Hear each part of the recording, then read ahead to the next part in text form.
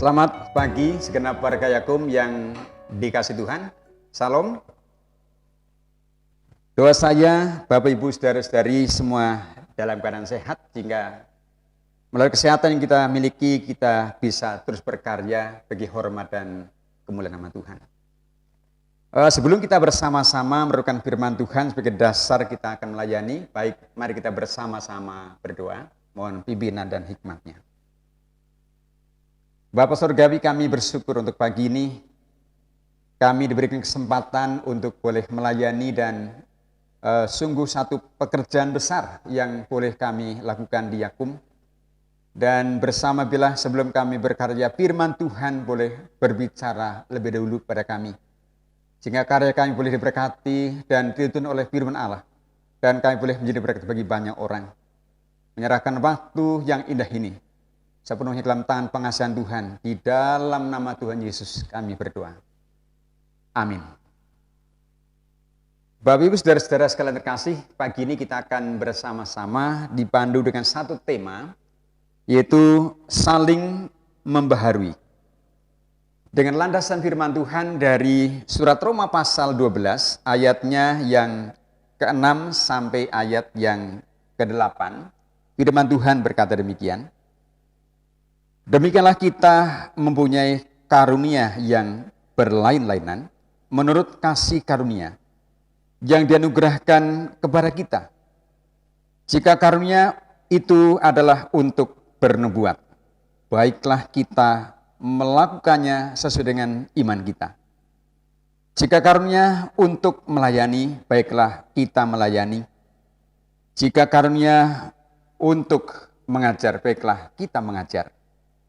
Jika karunia untuk menasihati, baiklah kita menasihati. Siapa yang membagi-bagikan sesuatu, hendaklah ia melakukannya dengan hati yang ikhlas. Siapa yang memberi pimpinan, hendaklah ia melakukannya dengan rajin. Siapa yang menunjukkan kemurahan, hendaklah ia melakukannya dengan sukacita.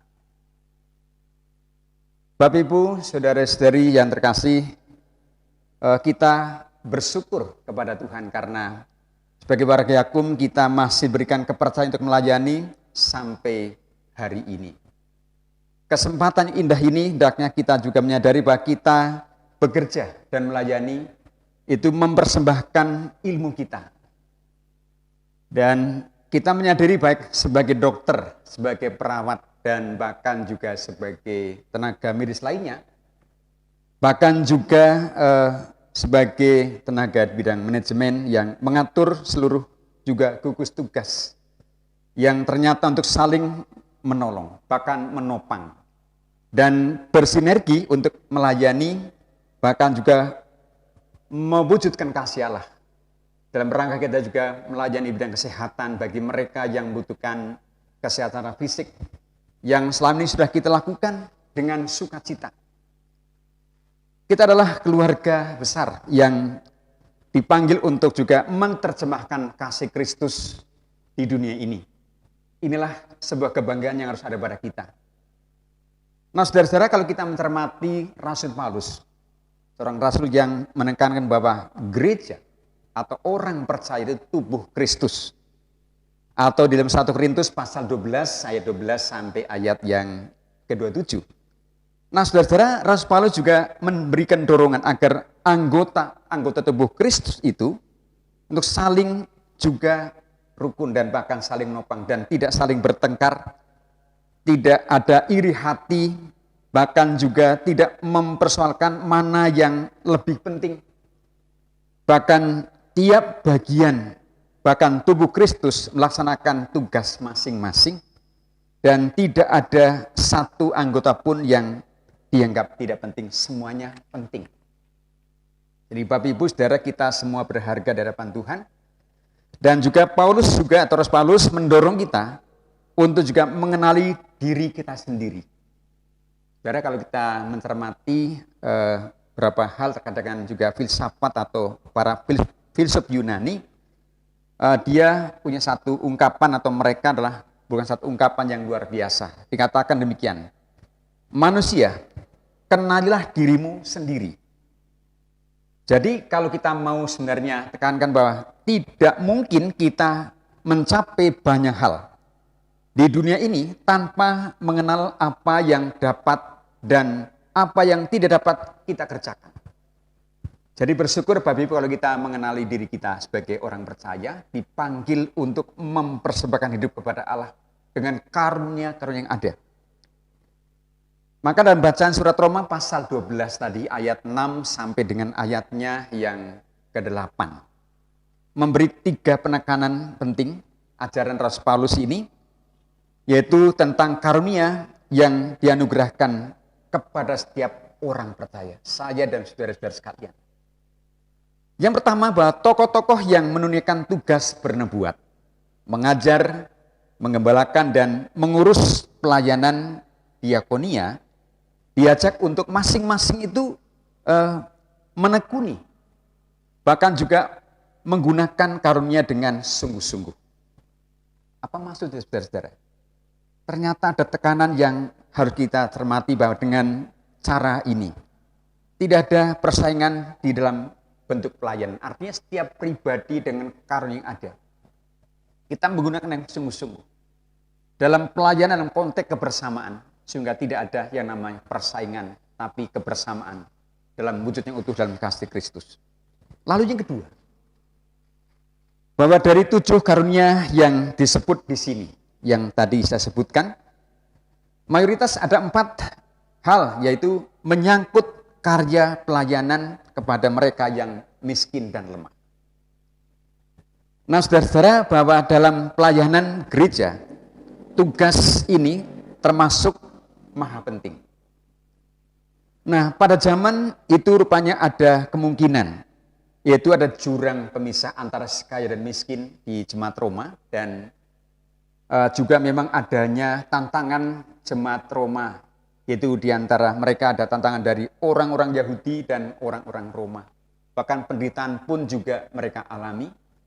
Sehingga Paulus berikan nasihat bahwa supaya setiap pribadi, orang yang menyadari punya talenta dan karunia yang berbeda-beda, supaya memfungsikan talentanya atau karunia itu untuk bagaimana hidup bersama sebagai tubuh Kristus.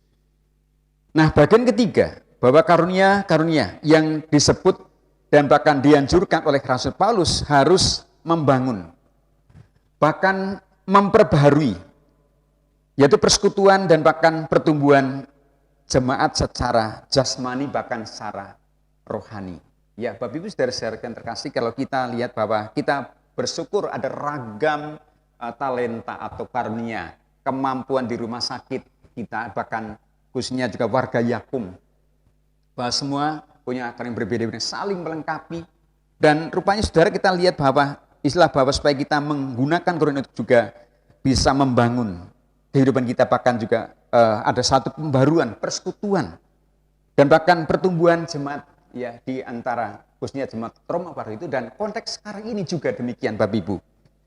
Secara jelas di sini Rasul Paulus tidak menyebutkan karunia yang menyangkut hidup, yaitu kerohanian orang per orang, serta juga hubungan antar orang per orang dengan Tuhan. Seperti misalnya yaitu karunia berbahasa lidah atau karunia untuk melakukan mujizat dan lainnya. Semua itu harus digunakan secara sungguh-sungguh dan untuk kebersamaan, bukan berbentuk pribadi.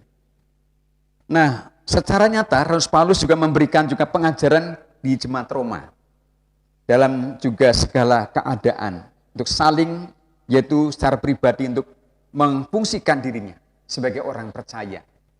Bahkan juga membagikan bahkan sesuatu yang dibutuhkan oleh tubuh Kristus dalam konteks kebersamaan.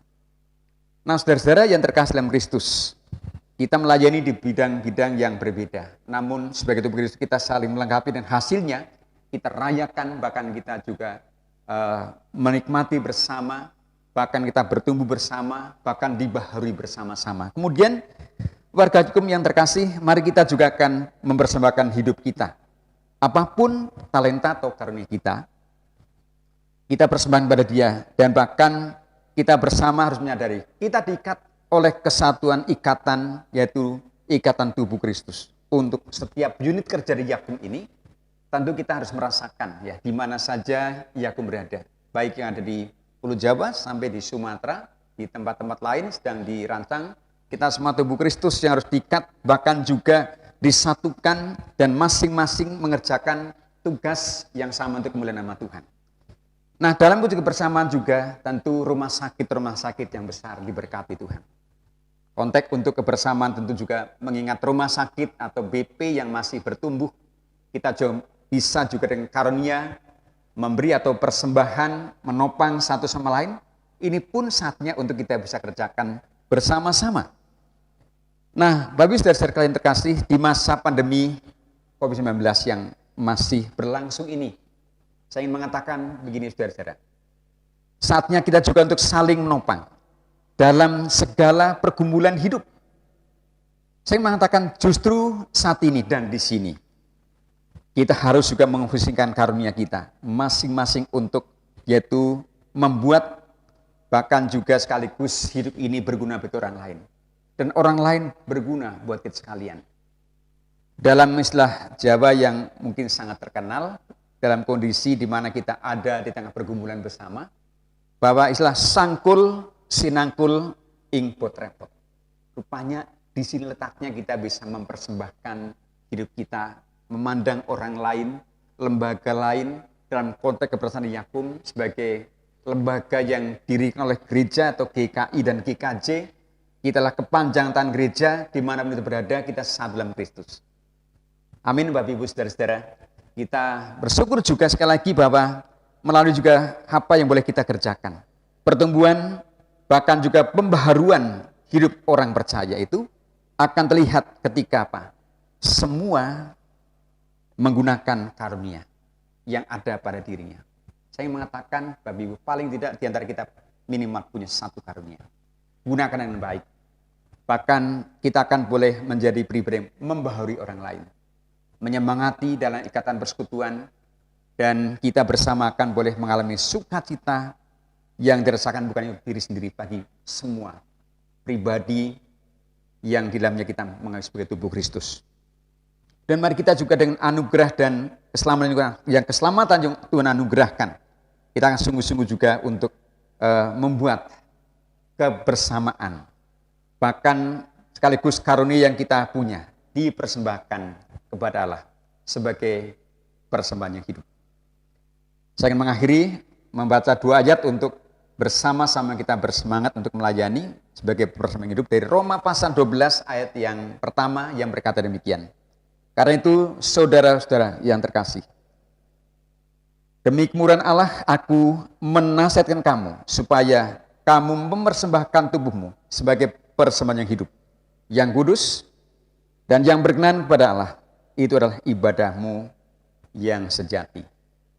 Dan 1 Korintus 15 ayat yang ke-58 berkata, karena itu saudara-saudaraku yang kekasih, berdirilah teguh, jangan goyah, dan giatlah selalu dalam pekerjaan Tuhan, sebab kamu tahu bahwa dalam persekutuan dengan Tuhan, jerih payahmu tidak sia-sia.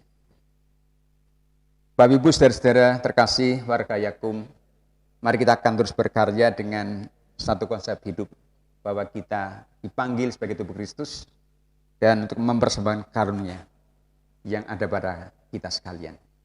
Selamat bekerja dan selamat untuk terus melayani. Tuhan Yesus berkati kita sekalian. Amin. Mari bersama-sama kita berdoa. Bapak Surgawi, terima kasih untuk waktu ini. Kami sudah bersama merenungkan firman-Mu. Bahkan terus pimpin dan topang khususnya Sivitas warga Yakum di berbagai tempat yang terus melayani di tengah-tengah situasi yang sulit ini. Kami akan bersama-sama bertekad dan bahkan terus akan menerapkan firman Tuhan, menggunakan karunia yang ada pada kami untuk kepentingan bersama. Dialah Tuhan karya kami semua, dengan segala keterbatasan yang ada, kami akan terus menaruh harapan kepadamu.